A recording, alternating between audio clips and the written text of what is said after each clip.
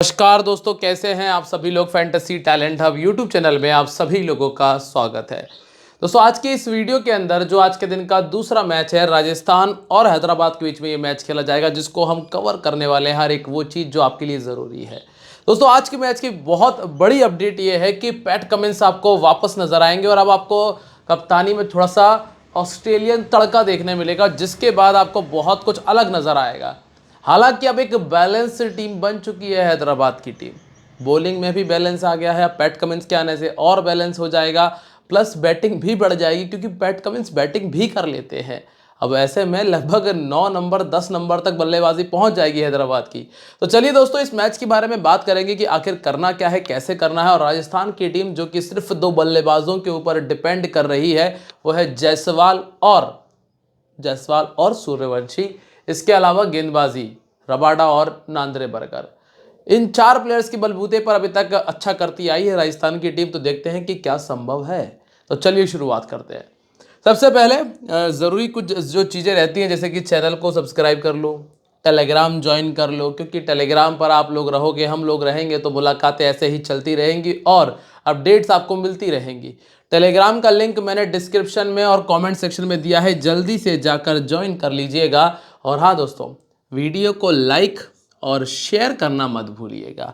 चलिए, मैच कहाँ हो रहा है? सवाई मानसिंह स्टेडियम जयपुर में। जयपुर में फाइनली जाकर मैच हो रहा है। ये 65 मैचेस हो चुके हैं, जिनमें से 41 बार ना सेकंड बैटिंग करने वाली टीम ने मैच को विन किया। मतलब फुल ऑन टॉस के ऊपर डिपेंड करेगा मैच। अगर पहले टॉस जीतने वाली टीम पहले गेंदबाजी करेगी और अगर पहले बैटिंग करने वाली टीम 220 या 230 का आंकड़ा पार करती है तो ही वो जीत सकती है। क्योंकि अगर आप यहाँ पे स्कोर देखेंगे, 184 सिर्फ 18वें ओवर में चेस। पंजाब का 206 दिल्ली ने चेस कर लिया था। यहाँ पे पंजाब का 219 राजस्थान ने चेस कर लिया और यहाँ मतलब काफ़ी करीब तक चेस नहीं हुआ। मुंबई ने 217 बनाया था, जहाँ राजस्थान 117 बना पाया था। अब अगर हम यहाँ पर देखें स्कोर करने वाले प्लेयर्स के नाम, तो आपको देखने मिलेगा सूर्य कुमार यादव नंबर 3 पर बैटिंग कर रहे थे। 4 नंबर पर थे श्रेयस अय्यर, जो कि स्कोर किया जिन्होंने। यहाँ पे नंबर 4 पर बैटिंग कर रहे थे नेहाल और यहाँ पे रिकल्टन ने स्कोर किया। अब एक बड़ी कॉमन सी चीज़ हमें नज़र आ रही है, वो ये कि मिडिल ऑर्डर स्कोर कर रहा है। मतलब दोनों टीमों के ओपनर्स के लिए मुश्किल बन सकती है, क्योंकि यहाँ पे 50 रन के साथ में 1 विकेट आया था, तो यहाँ पर 60 रन के साथ में 2 विकेट आ गए थे और यहाँ तो 58 रन के साथ में 3 विकेट आ गए थे। तो एक चीज़ हमें जो दिख रही है ना, वो यही है कि भैया टॉप ऑर्डर थोड़ा सा मुश्किलों में रहेगा।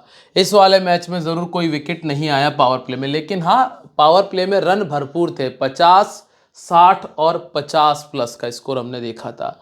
ठीक है, सेकेंड इनिंग 47 पर 1, 89 पर 1, यहाँ पे 61 पर 1 और यहाँ पे 62 पर 5 विकेट हमने देखे थे। सेकेंड इनिंग में उतने ज़्यादा विकेट नहीं है, लेकिन इसके बावजूद भी सेकेंड इनिंग में भी टॉप ऑर्डर ने उतना बड़ा स्कोर नहीं किया, अगर आप देख रहे हैं तो कुल मिलाकर दोनों इनिंग्स में अभी तक हम जहां ये कहते आए थे कि टॉप ऑर्डर आपके लिए ज़रूरी रहेगा, अब हम कह सकते हैं कि 3 नंबर, 4 नंबर और 5 नंबर भी आपके लिए बेहतर ऑप्शन बन सकते हैं। देखो, स्मॉल लीग में तो आप रिस्क नहीं लेते हो, कोई भी नहीं लेता है स्मॉल लीग में रिस्क। कोई भी नहीं छोड़ना चाहेगा ट्रेविस हेड को, अभिषेक शर्मा को, या फिर वैभव सूर्यवंशी को, या फिर अगर कहें जायसवाल को। लेकिन अगर हम जब जीएल की तरफ रुख करते हैं, जीएल की तरफ मुड़ते हैं, तो वहाँ पर हमें रिस्क लेना ज़रूरी है। ऐसे में जो थोड़े से आउट ऑफ फॉर्म प्लेयर चल रहे हैं या फिर जिनका पिछले 2-3 मैच अच्छे नहीं गए, उन पर हम रिस्क ले सकते हैं। अब डिपेंड करता है कि गेंदबाज कौन है। वैसे तो दोस्तों राजस्थान में स्पिनर्स का रोल बढ़ जाता है, जैसे कि आप देख पाएंगे यहाँ पे 3 विकेट निकाले थे, यहाँ पे टोटल 7 विकेट थे, यहाँ पे टोटल 5 विकेट और यहाँ पे टोटल 4 विकेट है। इस ग्राउंड के ऊपर फास्ट बॉलर्स के साथ में स्पिनर्स अच्छा करते हैं, तो स्पिनर्स का रोल आपको देखने मिल जाने वाला है। अब हम बात करते हैं दोनों टीम्स के हेड टू हेड के बारे में। पिछली बार जब ये टीमें आमने सामने हुई तो एसआरएच ने इतना बड़ा स्कोर कर दिया था कि राजस्थान नहीं पहुंच पाई थी नज़दीक। ईशान किशन का 91 आया था, क्लासेन का 40 आ गया था। प्रफुल्ल ने 4 विकेट निकाल दिए थे पहले ओवर में, जिसमें 3 विकेट थे। साकिब हुसैन के भी 4 विकेट आ गए थे और 2 विकेट थे ईशान मलिंगा के। यहाँ पे ना रविंद्र जडेजा के 45 आए थे सिर्फ, और जोफ्रा आर्चर को 2 विकेट मिले थे, और राजस्थान ने 159 का ही स्कोर किया था। इसके पहले भी ऐसा ही हुआ था जब हैदराबाद ने 286 बना दिया था, और इस मैच में भी ईशान किशन ने 100 बनाया था। ट्रेविस के 67 थे, क्लासन के 34 थे, हर्षल पटेल 2 विकेट थे जो कि अब नहीं खेल रहे। यहाँ दूसरी तरफ ध्रुव जुरेल का 70 था, संजू सैमसन इस टीम में नहीं है, शिमरन के 42 थे, तुषार के 3 विकेट थे, और तीक्षाना के 2 विकेट हमने देखे थे। अब सीधा चलते हैं और बात करते हैं राजस्थान की संभावित 11। राजस्थान में कोई फेरबदल आपको दिखेगा नहीं, आपको यही बल्लेबाजी और यही गेंदबाजी नजर आएगी। इतना हो सकता है वो ये कि रविंद्र जडेजा के ओवर थोड़े से कम हो सकते हैं, जो आप पिछले 2 मैचेस में ज़्यादा देख रहे हैं। ऐसा क्यों हो रहा है वो मैं आपको बताता हूँ। अच्छा, काफ़ी सारे लोगों के कमेंट्स थे कि ये भी बता दो कि कौन कब गेंदबाजी करेगा, तो मैं वो भी बताने का प्रयास करता हूँ। देखो, पहला ओवर हमेशा की तरह जोफ्रा आर्चर का आएगा, और तीसरा ओवर भी जोफ्रा आर्चर का रहेगा। दूसरा ओवर डालेंगे नांद्रे बर्गर, और चौथा ओवर भी यही डालेंगे, तो 4 ओवर आपके यहाँ पर फिनिश हो गए।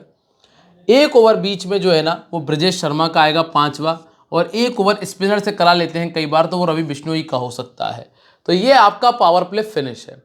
इसके बाद ब्रजेश शर्मा आपको 1 और ओवर करते हुए नजर आएंगे जो कि 7वां ओवर होगा। इसके अलावा रवि बिश्नोई आपको 1 ओवर करते हुए नजर आएंगे जो कि 8वां ओवर होगा।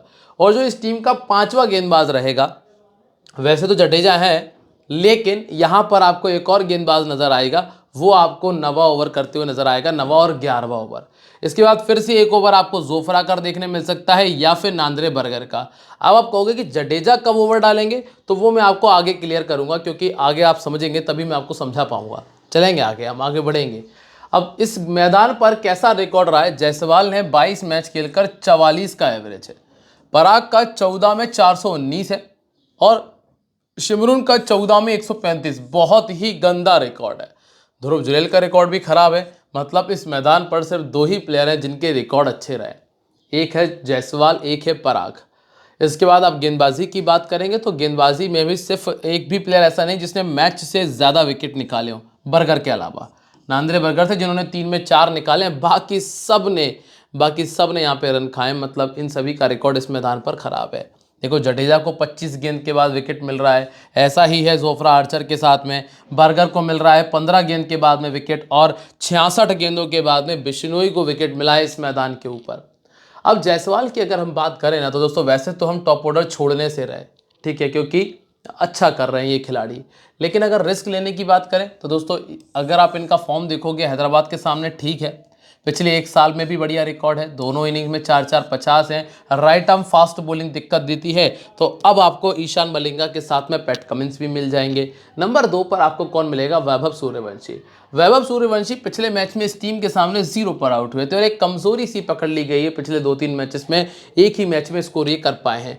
पहले बैटिंग करते हुए कई बार इनके बैट से स्कोर नहीं आता है, सेकंड बैटिंग करते हुए अच्छा खेल जाते हैं। राइट आर्म ऑफ स्पिन इनको दिक्कत दे रही है, और राइट आर्म मीडियम के सामने 4 बार इस सीजन में आउट हो चुके हैं, ठीक है। इसके बाद अगला नाम आता है ध्रुव जुरेल का। जुरेल ने सिर्फ 2 मैचेस में स्कोर किया है, उसकी वजह से ज़्यादातर लोग टीम के पीछे भाग रहे हैं। हैदराबाद के सामने 4 मैच खेलकर 127 बनाया। हैदराबाद के सामने इन्होंने अच्छी बैटिंग की है, इस वजह से इनको रखूंगा, नहीं तो मैं इनको रखता नहीं, ठीक है। सेकंड बैटिंग करते हुए अच्छा कर लेते हैं, 5 बार 50 है। अब आपको नंबर 4 की तरफ देखना है। नंबर 4 पे आते हैं रेयान पराग, जिनका फॉर्म उतना अच्छा नहीं चल रहा है। रिस्क लेते हो तो छोड़ सकते हो। इस टीम के सामने 23 का बैटिंग एवरेज है, वैसे 42 है। दोनों इनिंग्स में रिकॉर्ड ठीक है, गेंदबाजी करेंगे नहीं, और रिसेंटली देखोगे तो ऐसा कुछ खास किया नहीं है, अभी तक 20 के आंकड़े को पार नहीं कर पाए। अगर आप ऊपर से एक भी प्लेयर छोड़ने का रिस्क उठाते हो तो फिर आप पराग पर आराम से आ सकते हो। हिटमायर की अगर हम बात करें, हैदराबाद के सामने 12 मैचेस में 32 का एवरेज है, ठीक ठाक रिकॉर्ड कह सकते हो। स्ट्राइक रेट भी ठीक है, पिछले 1 साल में 26 का एवरेज है, लेकिन इस मैदान पर इनका रिकॉर्ड उतना अच्छा नहीं है। राइट आर्म फास्ट बॉलिंग के सामने 10 बार अपना विकेट गंवा चुके हैं, तो ईशान मलिंगा इनको परेशान करेंगे। प्लस पैट कमिंस भी हैं जो अब शामिल हो चुके हैं। इसके बाद है डी फेरारिया। देखो, जब जब बैटिंग मिली इस लड़के ने स्कोर किया है। यहाँ पे 69 किया था, यहाँ पे 20 का स्कोर किया था। 36 मैचेस में 32 का एवरेज है, दोनों इनिंग्स में रिकॉर्ड है। अब मैं आपको बताता हूँ कि जब आप मिडिल ऑर्डर की तरफ देखेंगे तो आपको फेरारिया को टीम में रखना है, ठीक है, हिटमायर नहीं, फेरारिया को टीम में रखना है। ठीक है, ऊपर से किसको छोड़ोगे? ऊपर से आप एक सूर्यवंशी पर रिस्क ले सकते हो छोड़ने का, अगर आप रिस्क ले रहे हो तो रिस्क लो, तो फिर बड़ा ही लो। फिर एक आप रिस्क ले सकते हो झुरेल का। ठीक है, जडेजा की अगर हम बात करें, देखो जड्डू ने पिछले मैच में 43 किया, 1 विकेट निकाला, उससे पहले 2 थे, उससे पहले 45 थे। बल्लेबाजी अगर आएगी तो स्कोर मिल जाएगा। लेकिन अगर हम बात करें गेंदबाजी की, तो गेंदबाजी में पता है क्या होगा? एक मैच और ऐसा निकला था जब इनको गेंदबाजी नहीं दी गई थी, क्योंकि सामने वाली टीम में बहुत सारे लेफ्ट हैंड बैटर थे। और यहाँ पर भी वैसी ही कुछ सिचुएशन आपको मिल रही है। ऊपर के 3 खिलाड़ी लेफ्ट हैंड हैं, और अगर उनमें से एक भी प्लेयर बचा रहा तो फिर जड्डू को गेंदबाजी नहीं दी जाएगी। तो ये ध्यान रखिएगा, लेफ्ट हैंड बैटर के सामने इनको गेंदबाजी नहीं मिलेगी। अब ऐसे में ईशान खड़े रह जाएं, या फिर ट्रेविस हेड खड़े रह जाएं, या फिर खड़े रह जाएं अभिषेक शर्मा, तो फिर इनको उतनी गेंदबाजी नहीं दी जाएगी। इस वजह से भी मैं इनको गेंदबाजी के लिए टीम में पिक नहीं कर रहा हूँ। आप बल्लेबाजी के लिए करना चाहें तो एक अलग बात होगी। जोफ्रा आर्चर अच्छा कर रहे हैं, इस वजह से टीम में है। हैदराबाद के सामने पिछले मैच में भी 2 विकेट थे, और इस सीज़न में अच्छा कर रहे हैं। रवि बिश्नोई कम से कम 1 विकेट आपको देकर जाएंगे ही जाएंगे। हालांकि इनको हेनरिक क्लासन का सामना करना पड़ेगा, और क्लासन उतने इजी पिक है नहीं है। ठीक है, नांद्रे बर्गर कम से कम 1 विकेट आपको ये देकर जाने वाले हैं। 39 में 45 विकेट इनके खाते में दर्ज है, और अंतिम नाम है ब्रजेश शर्मा का। अच्छा वेरिएशन यूज़ करते हैं, कम से कम 1 विकेट आपको ये दे जाएंगे। तो अब स्थिति क्या बन रही है ये बताओ। शिवम दुबे को आप देख लो, वैसे तो नहीं खेलेंगे ये वाला मैच आप, लेकिन इसको इनका स्क्रीनशॉट ले लो। अब क्या स्थिति बन रही है, हम लगभग 5 से 6 विकेट मान के चल रहे हैं हैदराबाद के। कितने? 5 से 6 विकेट। अब 5 से 6 विकेट में जो जोफ्रा है वो 1 से लेकर 2 विकेट आपको देके जाएंगे। रवि बिश्नोई कम से कम 1, बर्गर कम से कम 1 विकेट, और ब्रजेश शर्मा कम से कम 1 विकेट। ये आपके 5 विकेट बनते हैं। अब इन्हीं में से अगर कोई एक आधे विकेट एक्स्ट्रा करता है तो 6 चले जाएंगे, बाकी इससे ज़्यादा विकेट उम्मीद नहीं कर रहा हूँ। सनराइजर्स हैदराबाद की अगर बात करें तो शर्मा जी फॉर्म में है, ईशान किशन फॉर्म में है, क्लासन फॉर्म में है, अनिकेत वर्मा स्ट्रगल कर रहे हैं, एन रेड्डी ठीक ठाक खेल रहे हैं। इसके बाद सलील अरोड़ा उतना अच्छा नहीं कर पा रहे हैं, बाकी साकिब अच्छा कर रहे हैं, हर्ष अच्छा कर रहे हैं, ईशान अच्छा कर रहे हैं, शिवांग अच्छा कर रहे हैं। अब जो एकमात्र गेंदबाज अच्छा नहीं कर रहा था, उसकी जगह पर आपको पैट कमिंस नजर आ जाएंगे। पहला ओवर कौन डालेगा? पहला ओवर वैसे तो प्रफुल्ल हिंगे ने डाला था, अब चूंकि पैट कमिंस आएंगे तो पैट कमिंस पहला ओवर डालेंगे। ठीक है, पहला ओवर पैट कमिंस डालेंगे, दूसरा ओवर आपको मिलेगा ईशान मलिंगा से या फिर शाकिब हुसैन से। पहला ओवर वो, दूसरा ओवर ये डालेंगे, तीसरा पैट कमिंस, चौथा ये, फिर एक ईशान मलिंगा का ओवर आ जाएगा। इस तरीके से आपको पावर प्ले खत्म होता हुआ नजर आएगा। शिवांग और हर्ष दुबे जो है ये आपको मिडिल, और डेथ में आपको फिर से कौन नजर आएगा? डेथ में आपको शाकिब हुसैन नजर आएंगे ईशान मलिंगा के साथ में। इस मैदान के ऊपर अभिषेक शर्मा का रिकॉर्ड बड़ा खतरनाक है, 42 का एवरेज है। ईशान का रिकॉर्ड ठीक है, 2 मैचेस में 58। क्लासन का रिकॉर्ड अच्छा नहीं है इस मैदान के ऊपर। अब आप आइए सीधा ट्रेविस हेड की तरफ। देखो, चाहे स्लो खेला हो या तेज खेला हो, हमें मतलब स्कोर से जो इन्होंने पिछले हर एक मैच के अंदर किया है, इसलिए ट्रेविस हेड रख लेने में ठीक ऑप्शन है। लेकिन जब आपको रिस्क लेने की बात आएगी तो रिस्क भी आपको अभिषेक शर्मा पर लेना है, हेड पर नहीं लेना है। क्योंकि अभिषेक शर्मा की कहानी कुछ ऐसी रही है, या तो 0 है या बड़ा स्कोर है, या तो 0 है या बड़ा स्कोर है। इस वजह से तो या तो वाली सिचुएशन के हिसाब से आप ट्रेविस हेड की जगह आप अभिषेक शर्मा पर रिस्क लें। हेड 25-30 कर रहे हैं तो वो काफ़ी वाला ऑप्शन है। देखो, रिस्क लेना है तो बड़ा लो, मैंने पीछे भी कहा है आपसे। 19 का बैटिंग एवरेज है इनका, एक बार 50 राजस्थान के सामने नहीं चल पाए। हालांकि जोफ्रा आर्चर थोड़ा परेशान करेंगे, और लास्ट मैच में सेट करके आउट किया था। सेट करके मतलब वैसा सेट नहीं कि रन बनाने के बाद में, पूरा प्रॉपर फील्डिंग बना के। 43 का बैटिंग एवरेज रहा है, लास्ट मैच में ही 100 बना कर आए, वैसे कॉन्फिडेंस हाई है। ईशान किशन स्टार्टिंग ठीक थी, फिर 2 मैचेस खराब, फिर ठीक, फिर 2 मैच खराब आ चुके हैं, फिर 1 मैच अच्छे की उम्मीद हम कर रहे हैं। 45 का बैटिंग एवरेज है, इस टीम के सामने बहुत अच्छी बैटिंग करते हैं, पसंद करते हैं। और 4 बार रवि बिश्नोई ने आउट किया है, वो भी सिर्फ 46 गेंदों में, तो ये एक बैटल आपको मिल जाएगी। क्लासन हर मैच में स्कोर करते हैं, ये तो एक ऐसा प्लेयर है। मैं हमेशा आपसे कहता हूँ कि अगर आप कभी भी कन्फ्यूज़ हो, कभी भी, सिर्फ यहीं से मतलब नहीं, किसी भी लीग में कहीं पर भी अगर आप कंफ्यूज हो कि मैं कैप्टन किसे बनाऊं, वाइस कैप्टन किसे बनाऊं, तो आंख बंद करके क्लासन को वाइस कैप्टन बना लो, आपका वाइस कैप्टन सेफ हो जाएगा।